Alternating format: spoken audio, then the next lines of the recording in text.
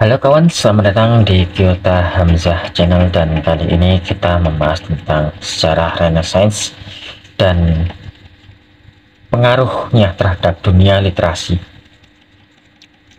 Mungkin kita mengenal peradaban Renaissance itu kalau tidak lukisan, patung, intinya adalah seni. Padahal Renaissance itu adalah bagian kecilnya. Seni adalah pemantik yang menimbulkan lompatan-lompatan lain. Salah satunya adalah teknologi, dan teknologi yang sangat bermanfaat dan sampai berpengaruh saat ini adalah mesin cetak buatannya Gutenberg. Seni membuat para ilmuwan menyadari bahwasanya karya seni ini harus diabadikan. Tapi kalau cuma satu saja, kalau rusak bagaimana? Dan masyarakat hanya tahu yang ada sekitar situ. Ibaratnya, kalau lukisan itu ada di Venesia, ya cuma orang Venesia aja yang tahu. Tapi orang-orang di Florence, Roma, ataupun di Turin, bahkan di luar Italia, gak tahu lukisan itu apa. Oleh sebab itu, terbesit pikiran untuk bagaimana kalau kita mengcopy gambaran atau mengcopy tulisan supaya bisa disebar. Dan gagasan tersebut akhirnya muncul ke seorang yang tidak disangka dia menjadi penemu mesin cetak, yakni Gutenberg, Johannes Gutenberg, orang Polandia yang mungkin mempengaruhi banyak peradaban. Salah satunya adalah munculnya agama Protestan. Jadi gini ceritanya, mesin cetak awalnya untuk mencetak tulisan, supaya daripada nulis satu-satu lebih baik dicetak sekali, tapi bisa menghasilkan ribuan tulisan ataupun gambar. Karena zaman dahulu untuk mensalin ulang butuh satu orang untuk menyalin satu karya. Kalau satu lembar gak apa-apa orang nulis satu lembar, tapi satu buku anggap aja lebih dari 100 halaman, itu kempor tangan satu-satu. Dan itu pun kadang membutuhkan waktu yang lama, karena dia harus ngeblat gimana caranya tulisan yang bisa persis seperti aslinya. Belum lagi istilahnya, namanya orang ya, bisa saja ngantuk, bisa aja capek.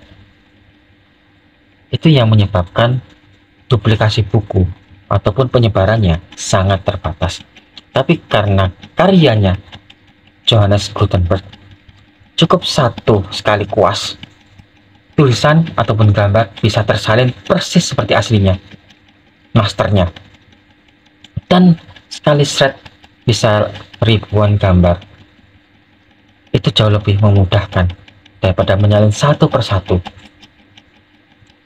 Tetapi dari salinan tersebut muncul gagasan bahwasanya, kalau bisa menggandakan kayak gini, aku bisa menulis pemikiranku dengan lebih leluasa, menyebar dengan luas, dengan biaya yang lebih murah. Dan itu yang dilakukan oleh Martin Gutenberg, yang inilah yang dari Jerman itu, yang menjadi bapak pelopor agama Protestan. Dan dia memanfaatkan mesin cetak untuk menyebarkan gagasannya dan menimbulkan perang perang sih. Mungkin teman-teman yang Nasrani, baik Protestan maupun Katolik bisa menjelaskannya. Intinya terjadi gegeran.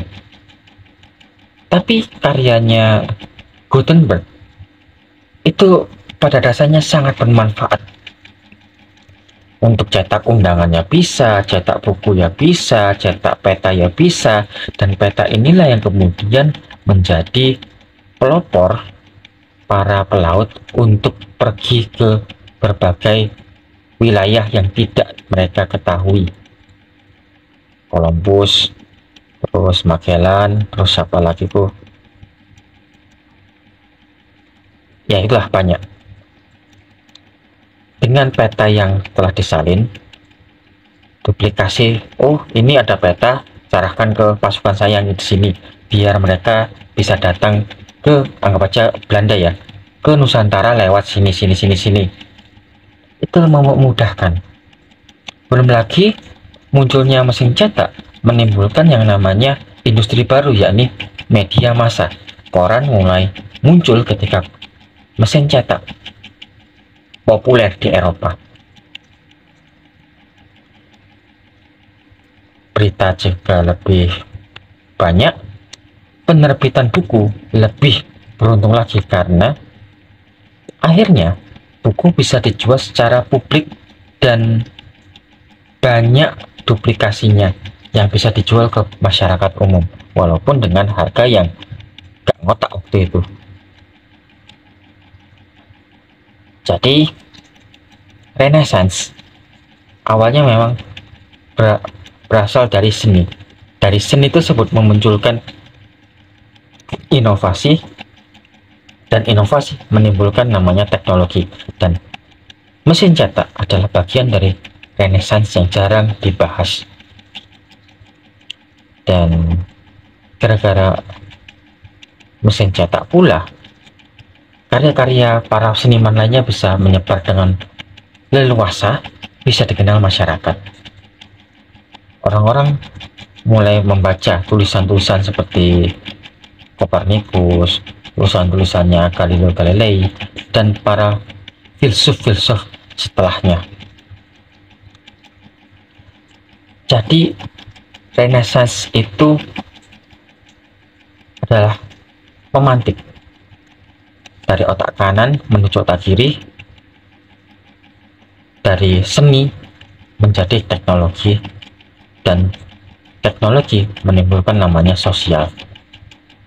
Dan itulah yang bisa saya sampaikan. Mungkin jika ada kurang ataupun lebihnya, kawan bisa menulis di kolom komentar. Saya Kyota Hamzah pamit, salam.